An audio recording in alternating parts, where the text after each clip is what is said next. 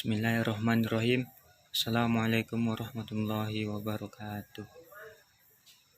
Saya Irfadik Sagar Sinaga akan menjelaskan tentang bab 1, yaitu hakikat dan fungsi bahasa.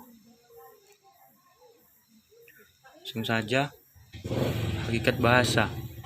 Bahasa merupakan alat untuk berkomunikasi dan mencirikan dirinya serta membedakannya dari makhluk yang lain. Sifat-sifat bahasa yaitu yang pertama sistematik, ujar, manusiawi, manusuka, dan komunikatif. Yang pertama yaitu sistematik. Sistematik bahasa memiliki pola dan kaidah yang harus ditaati agar dapat dipahami oleh pemakaiannya, diatur oleh sistem. Yang kedua yaitu manasuka. Manasuka adalah unsur-unsur bahasa dipilih secara acak tanpa dasar.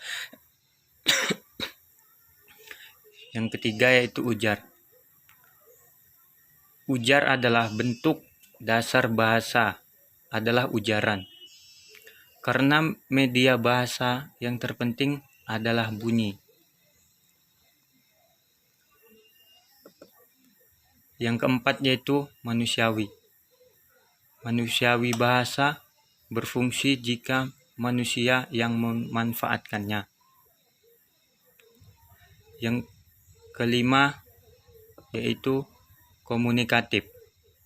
Komunikatif adalah alat komunikasi atau alat perhubungan antara anggota masyarakat.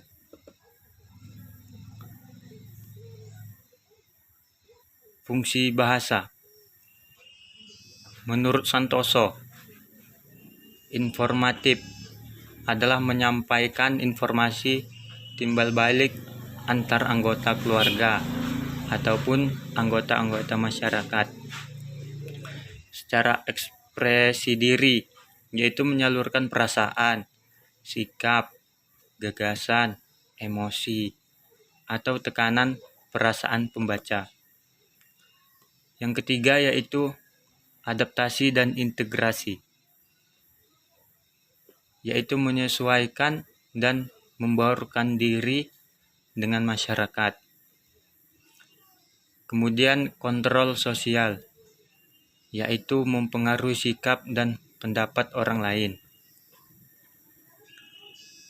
Fungsi bahasa menurut Halliday.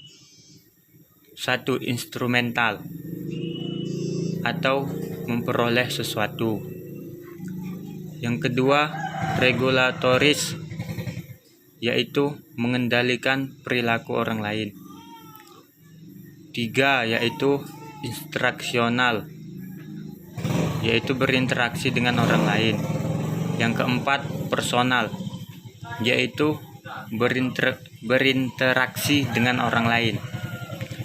Kelima, heuristik, yaitu belajar dan menemukan sesuatu. 6. Imajinatif, yaitu menciptakan dunia imajinasi. 7. Representasional, yaitu informasi. Selanjutnya, fungsi bahasa Indonesia. Fungsinya yang pertama yaitu bahasa Indonesia sebagai bahasa nasional. 2. Bahasa Indonesia sebagai lambang kebanggaan nasional. 3. Yaitu bahasa Indonesia sebagai lambang identitas nasional. 4. Yaitu bahasa Indonesia sebagai alat pemersatu berbagai suku bangsa. Kelima, bahasa Indonesia sebagai alat perhubungan antar daerah dan antar budaya. 6. Bahasa Indonesia sebagai bahasa resmi negara. 7. Bahasa Indonesia sebagai bahasa pengantar di dunia pendidikan. 8. Bahasa Indonesia sebagai alat penghubung pada tingkat nasional. 9. Bahasa Indonesia sebagai alat pengembangan kebudayaan, ilmu pengetahuan, dan teknologi. Yang 10 yaitu bahasa Indonesia sebagai sarana komunikasi. 11. Bahasa Indonesia sebagai sarana integrasi dan adaptasi.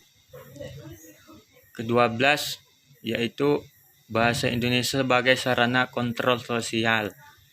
13. Bahasa Indonesia sebagai sarana memahami diri.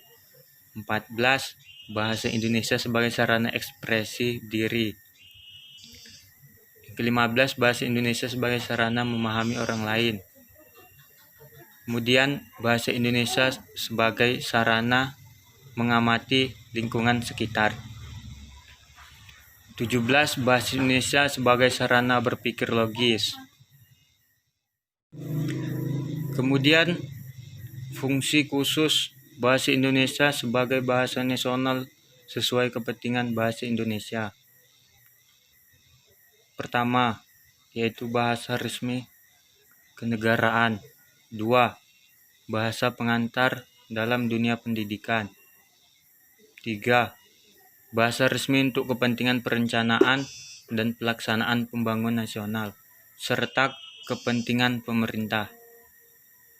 Yang keempat, yaitu alat pengembangan kebudayaan, ilmu pengetahuan, dan teknologi. Selanjutnya, fungsi bahasa Indonesia juga dimiliki oleh bahasa baku. Pertama, pemersatu, yaitu mempersatukan suku bangsa yang berlatar budaya dan bahasa yang berbeda-beda. 2. Pemberi kekhasan, yaitu bahasa baku membedakan bahasa itu dengan bahasa yang lain.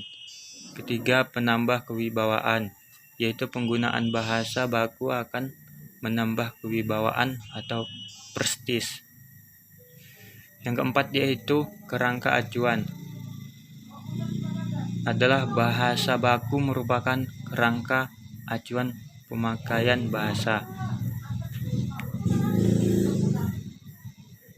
Mungkin itu sajalah yang dapat saya sampaikan, lebih dan kurangnya saya mohon maaf. Assalamualaikum warahmatullahi wabarakatuh.